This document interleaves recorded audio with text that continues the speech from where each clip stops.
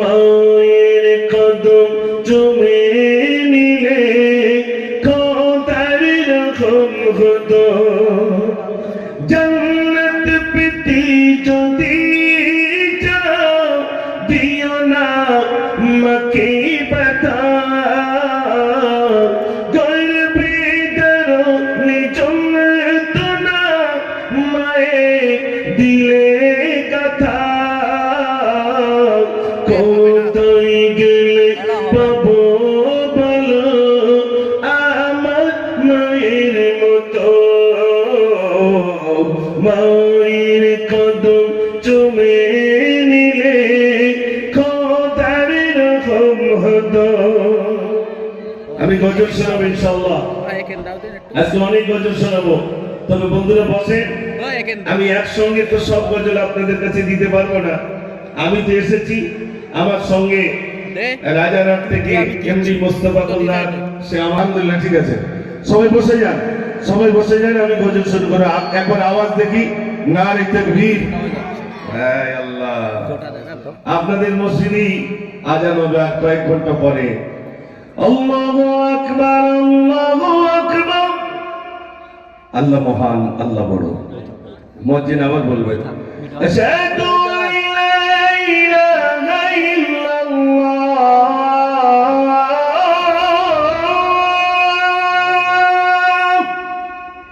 আমি সাক্ষী দিতেছি আল্লাহ ছাড়া কোনো মাবুদ নাই। একটু জোরে বলুন সুবহানাল্লাহ। সেই আল্লাহর নাম একটু সবাই মিলে জোরে নেন, নাই তাকবীর। এখনো তো আমি শুরু করিনি, ইঞ্জিনটা গরম হোক তারপর তো গজল হবে। আমি ইঞ্জিন গরম করার মতো দু চারটে বলে নেবো, তারপরে ইনশাআল্লাহ গজল হবে। যুবক ভাইরা কি আপনারা বসবেন না? ইরাদা করে নিয়েছেন যে আজ বসছি না, বসবো না, এরকম? আপনারা যদি বসেন তাহলে তো ভালো লাগবে। আপনাদের নিয়ে যাবো ধর্মতলায়, শহীদ মিনারে, রানী রাসমণি রোডে, ব্রিগেডে। আগামী দিনে তো প্রতিবাদ করতে হবে, তার জন্য এখান থেকে তৈরি হতে হবে। যুবক ভাইরা বসুন, এটা হলো ছোট ছোট মজমা, এখান থেকে আমাকে আপনাকে তৈরি হতে হবে ইনশাআল্লাহ। সেই জন্য আপনারা সবাই বসে যান, আর সবাই মিলে মহান নবীর নাম একটু জোরে নিলেই আমি শুরু করবো। নারে তাকবীর। আচ্ছা এবার একটু প্রশ্ন, আচ্ছা বলুন তো ভাই, আল্লাহর নাম সুস্থ অবস্থায় বেশি নেয় না অসুস্থ হলে বেশি নেয়? হ্যাঁ, অসুস্থ হলে বেশি নেয়। আর যদি রক্তে ধরা পড়ে করোনা, আল্লাহর নাম বেশি নেয়। তো কয়েক বছর মানে গত বছরে এরকম সময় সব করোনা ছিল, ছিল না ভাই? আমি লিখেছিলাম সারা পৃথিবী জুড়ে এলো করোনা, কার ভয়ে তুমি দিলে ঘোষণা, ঘরে থাকো একা থাকো, ঘর থেকে যেন তুমি বার হবে না। সারা পৃথিবী জুড়ে এলো করোনা, কার ভয়ে তুমি দিলে ঘোষণা, ঘরে থাকো একা থাকো, ঘর থেকে যেন তুমি বার হবে না। স্যানিটাইজার দিয়ে হাতে ধোবে,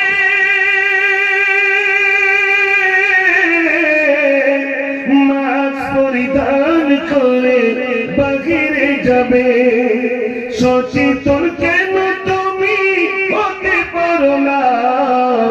সরকারি আইন কেন মানো না? করোনা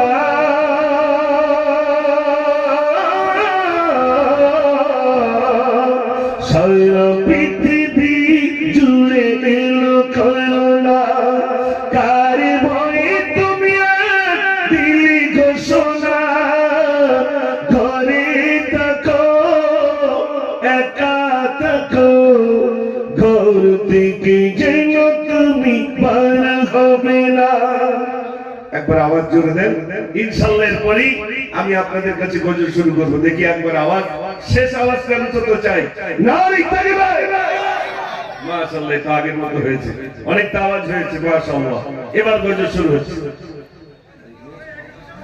আজান সুর সুর তব নাম গায় মদিনা মিনারে সেই নাম হয় আজান সুর সুর তব নাম গায় মদিনা মিনারে সেই নাম হয় আমি তো বারে বারে ডাকি তোমায় নামাজি দাঁড়িয়ে সেজদে গিয়ে বলি শুধু আমি আল্লাহ ও গো আল্লাহ ও গো আল্লাহ ও গো আল্লাহ ও গো আল্লাহ ও গো আল্লাহ ও গো আল্লাহ ও গো আল্লাহ ও গো আল্লাহ জান সুর সুর তব নাম গায় মদিনা মিনারে সেই নাম হয় আমি তো বারে বারে ডাকি তোমায় নামাজি দাঁড়িয়ে সেজদে গিয়ে বলি শুধু আমি আল্লাহ ও গো আল্লাহ ও গো আল্লাহ ও গো আল্লাহ ও গো আল্লাহ ও গো আল্লাহ ও গো আল্লাহ ও গো আল্লাহ ও গো আল্লাহ সোনার পাখি আর জোনাকি এত রং আজ কোথায় পেলি যার গুণগান করেছে তারা মুখে আছে শুধু মধুর বলি এসব কিছুই সবই তোমার তুমি যে রহমান তুমি দয়াবান তুমি তো মোদের আল্লাহ ও গো আল্লাহ ও গো আল্লাহ ও গো আল্লাহ ও গো আল্লাহ ও গো আল্লাহ ও গো আল্লাহ ও গো আল্লাহ ও গো আল্লাহ সোনার গলা কারি সারাই হয়েছিস বল আজ তুই দামি খুশবু ছড়াই ফুল বাগিচাই তাই তো মানো বীর খাতির তুমি এসব কিছুই সবই তোমার তুমি যে রহমান তুমি দয়াবান তুমি তো মোদের আল্লাহ ও গো আল্লাহ ও গো আল্লাহ ও গো আল্লাহ ও গো আল্লাহ ও গো আল্লাহ ও গো আল্লাহ ও গো আল্লাহ ও গো আল্লাহ নারী তাকবীর ওই বন্ধুরা আওয়াজ কই যুবক ভাই আমি তো গজল শুরু করিনি যখন বলবো যে এবার ঘটনামূলক গজল শুরু হচ্ছে তখন শুরু হবে উত্তর 24 পরগনায় আলহামদুলিল্লাহ আমাদের এদিকে গজল আমি আজ থেকে তো না সেই ছোটবেলা থেকে বলি আমি যখন শুরু করেছিলাম গজল বলা আমার আব্বা বলের মাদ্রাসায় দিতে হবে যে কি গজল দিয়ে শুরু করেছিলাম মেশিনের পাইপ সেই সময় আমার আজও মনে আছে আমি শুরু করেছিলাম এই গজল দিয়ে যে আব্বা আমাকে মাদ্রাসায় দিয়েছিলেন সব মানুষে সেরা মানুষ নবীজি আমার নূরের বাতি দাও জ্বেলে দাও হৃদয়ে আমার তুমি খোদা শ্রেষ্ঠ নবী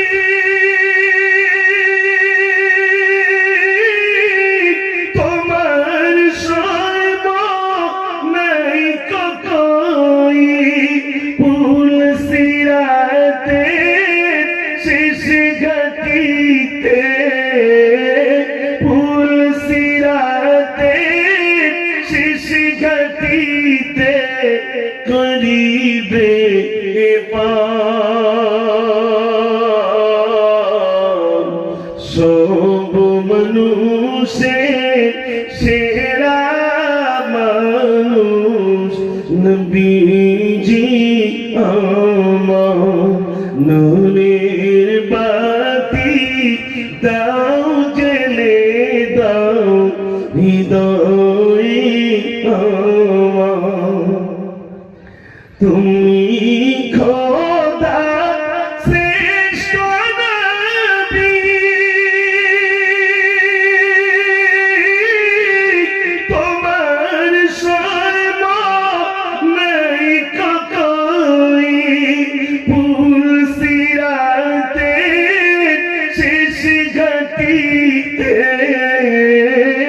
পুরসিরাতে শেষ ঘটিতে করিবে পার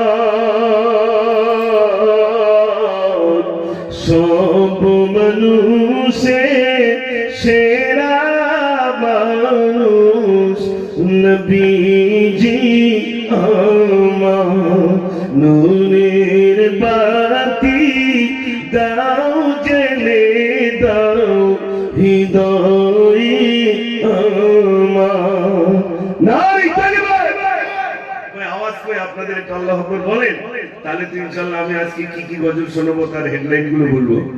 আর আমার সহযোগী জানিয়েছে আমি তো এখনো তাদের কাছে দেইনি, আমি দেব তাদের হাতে। কিন্তু তার আগে একটু আল্লাহু আকবারের নামটা একটু বলুন ভাই, সবাই মিলে একটু বলুন। নারে তাকবীর, আস্তে আস্তে হবে, ক্যাসেট জানান। আল্লাহ না বলে বলে সব শেষ। শিশু বাচ্চা যখন জন্ম নেয় কানে কার কথা বলতে হয় ভাই? একটু কথা বলে, আল্লাহর নাম বলতে হয় না? ওই হসপিটাল অনেক হুজুর এখন হসপিটালে জন্ম নিচ্ছে কি করবো?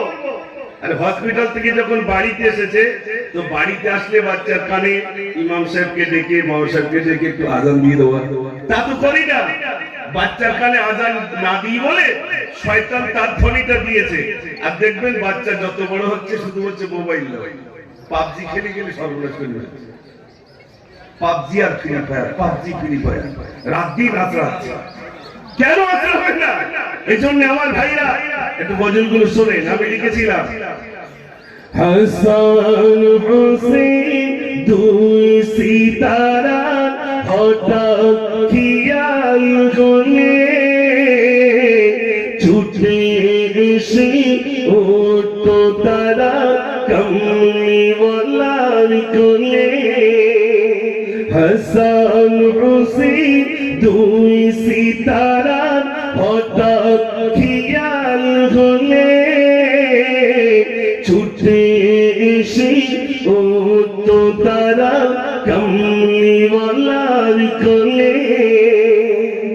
কহে তোরে সুরমা মাটি চার নয়নে লাগা রজনীশিদি দু কপালে চাঁদ দিতে নূর টিকা সূর্যমুখী সোনার মালা পরিয়ে দিত গলায়। সোনা জয়রা রতির তারা খেল দোলতা দোলা ধুলা গলি কাকুর নিয়ে খেলা খতম হলে ছুটে এসে উঠতো তারা কমলিওয়ালার কোলে। হাসান হুসেন দুই সিতারা হঠাৎ খেয়াল হলে ছুটে এসে উঠতো তারা কমলিওয়ালার কোলে।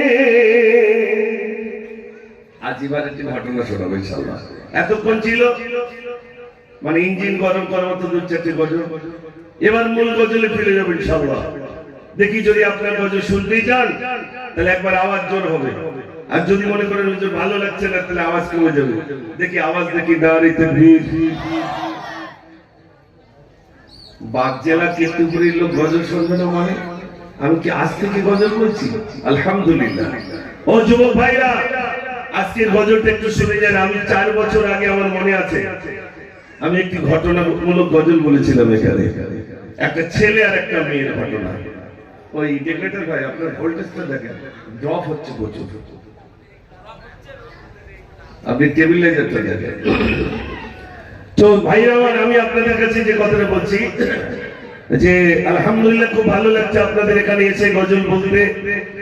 আমি এই বয়সে, আমার এই 50 বছর বয়স হয়ে গেছে আলহামদুলিল্লাহ, মানে সেঞ্চুরি, হাফ সেঞ্চুরি করে ফেলি। আর হাফ সেঞ্চুরির পরে আর কতদিন আছে জানি না। আমার তো এই গজলটা বারে বারে মনে হয়। একদিন তোমারি নাম মসজিদ হবে না একদিন তোমারি নাম মসজিদ হবে না তৈরি থেকো তৈরি রেখো কবরের বালসামান একদিন তোমারি নাম মসজিদ হবে না একদিন তোমারি নাম মসজিদ হবে না তৈরি থেকো তৈরি রেখো কবরের বালসামান একদিন তোমারি নাম মসজিদ হবে না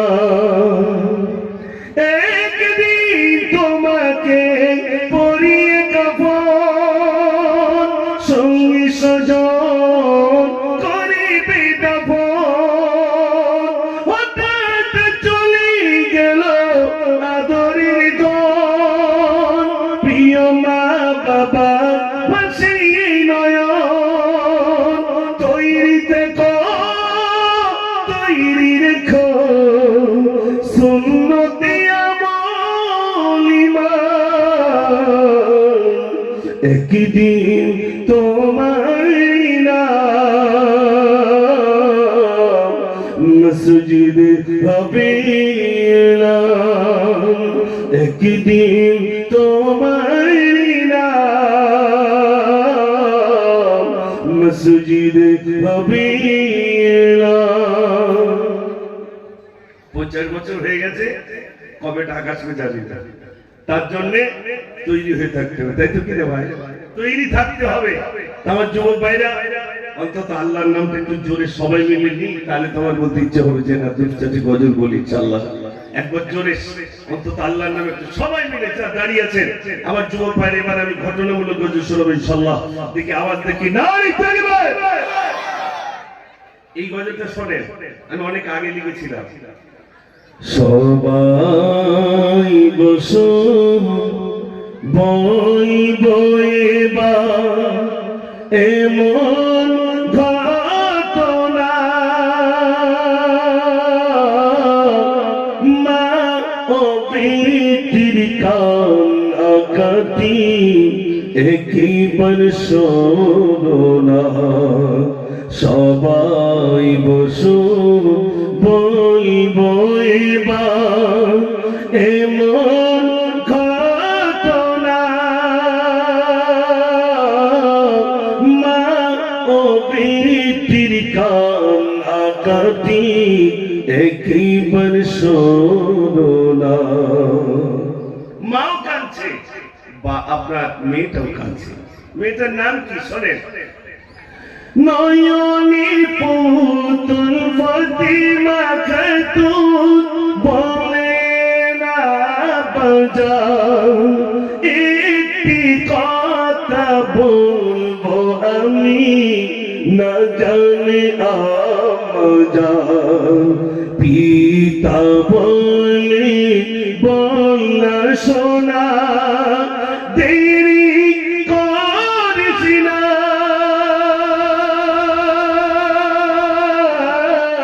কাজে যাবো আমি ওরে কেন বলিস না ওমা আমি কাজে যাব বল কি বলবি তাড়াতাড়ি বল মেয়েটি আব্বার গলাটা জড়িয়ে ধরেছে আব্বা আব্বা বলছে বল মা কি নিবি ছোট্ট মেয়েটি আব্বার গলা জড়িয়ে ধরে বলছে নয়নের পুতুল ফাতিমা খাতুন বলে না বাজাও একটি জামা দিতে হবে মোর বলছে দিদি যা পিতা বলে কেমন রঙে বল ফাতিমা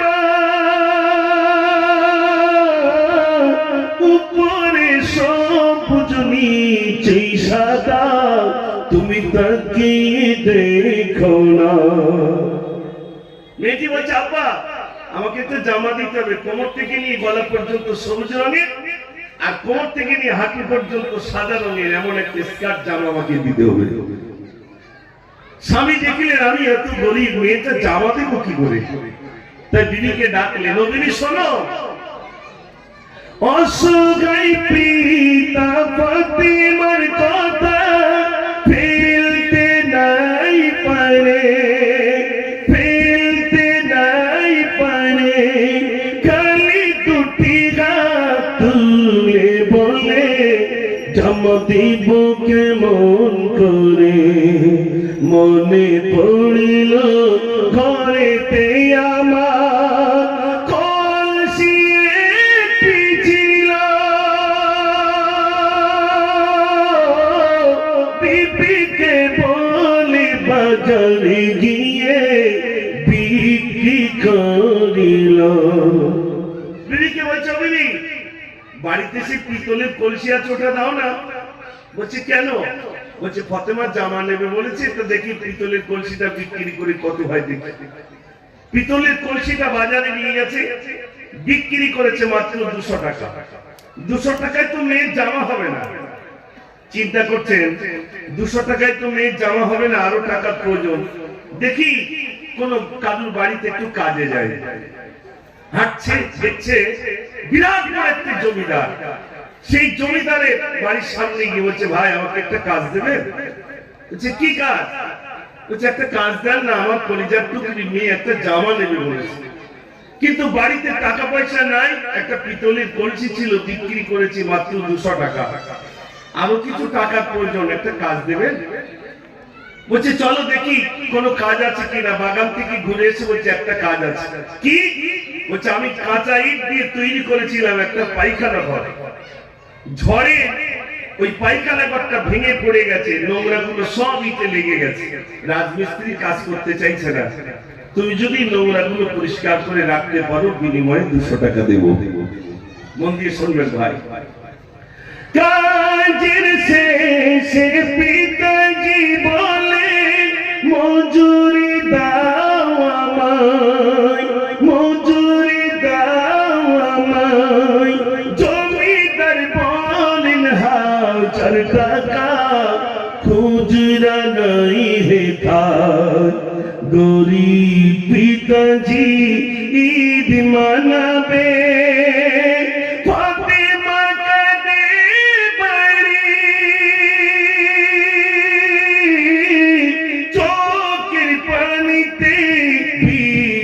গেল মুখের সাদা দাড়ি। জমিদার কি বলছে টাকা দেন? জমিদার বলছে এখন খুচরো নেই, 2-4 দিন পরে এসে নিয়ে যাবে।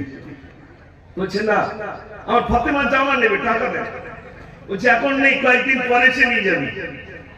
মনটা খারাপ করে চলে আসছে, রাস্তা দিয়ে বাড়িতে যাচ্ছে, কিছু যুবক ছেলে রাস্তায় বাস কাটছে। জিজ্ঞেস করছে তুমি এখানে কি করো? বলে জানো না। বলছে না। বলে বাড়িতে গিয়ে দেখো তোমার কলিজার টুকরি মেয়ে ফাতেমা মারা গেছে। কি বলছো? আমার মেয়ে মারা গেছে? বলছে হ্যাঁ, পিঠে পড়ে গেছে, মাথায় পানি দেওয়া হলো, ছুটে ছুটে বাড়িতে গেছে। বিবি বলছে তোমার মতো স্বামীর প্রয়োজন নাই, যা 200 টাকা উপার্জন করার ক্ষমতা নেই, অমন স্বামীর প্রয়োজন নাই। বলছে তুমি অমন বলো না, আমার ফাতেমার জন্য আমি পায়খানা ঘর পরিষ্কার করেছি, নোংরা পরিষ্কার করেছি, কিন্তু জমিদার আমাকে টাকা দেয় নাই। আমার ফাতেমা কোথায়? বলছে ফাতেমার জামা নেবে না, ঘুমিয়ে গেছে। সবাই বলছে চল তোর কলিজার টুকরি মেয়ে ফাতেমাকে একটু দেখবি। বলছে না আমি দেখবো না, যদি এক্ষুনি বলে আপনি আমার জামা দাও আমি দিতে পারবো না। গজরটা কেন লিখেছি শোনেন। এরপরে গোসল দিয়ে দেওয়া হলো, কাপড়ের কাপড় পরানো হলো, কবরস্থ করা হয়ে গেল। ফাতেমার আব্বার নাম আব্দুল্লাহ, সে কবরে দাঁড়িয়ে রয়েছে, কবরস্থানে দাঁড়িয়ে আছে। সবাই বলছে চলো গাড়ি যাই, আর কেন না। বলছে তোমরা যাও আমি পরে যাবো। সবাই চলে এসেছে, কবরটা জড়িয়ে ধরে বলছে ফাতেমা, ফাতেমা তোর আব্বা দাগাবাজ নয়, তোর আব্বা প্রতারক নয়, তোর আব্বার একটা রোগ ছিল, তার গরিব, আমি গরিব বলে তোকে সাজাতে পারিনি ফাতেমা, তোর বড় শখ ছিল উপরটা সবুজ নিচেরটা সাদা, এমন পোশাক তোর শখ ছিল। ফাতেমা আমি তোকে সাজাতে পারিনি, আল্লাহ তোকে সাজিয়ে দিয়েছে। ফাতেমা তুই দেখ তোর কবরের উপরে যে বাঁশগুলো দেওয়া আছে ওগুলো সব সবুজ, তোর গায়ের উপরে যে কাপড় দেওয়া আছে ওটা সাদা। আল্লাহ তোকে সবুজের সাদাতে সাজিয়ে দিয়েছে ফাতেমা। তবে তোর যদি দোয়া করার ক্ষমতা থাকে তুই এই বলে দোয়া কর, জগৎগুরু বিশ্বগুরু জনাবে মুহাম্মদ রাসূলুল্লাহ সাল্লাল্লাহু আলাইহি সাল্লাম বলেছেন, যখন কোন গরীবকে নিয়ে কাজ করাবে তার ঘাম শুকানোর পূর্বে তার টাকাটা দিয়ে দাও। আজ দেখেন গরীব মানুষ ধনী বাড়িতে কাজ করছে, ধনীর বাড়িতে মনে হয় হালকাতা করলে ভালো হয়। ঠিক বলছি না ভুল বলছি? হালকাতা করলে ভালো হয়। তোমার বাড়িতে কাজ করেছি, হালকাতা করলে তবে মনে হয় ধনী ব্যক্তি খুশি হয়।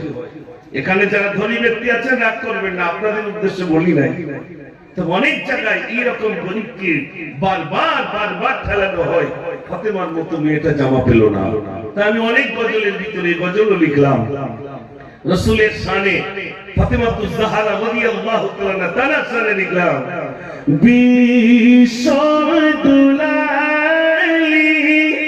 নবীর নন্দিনী খাতুনে জান্নাত ফাতিমা জননী পাপতা পনাশিনী উম্মত তৈরনী আনন্দিনী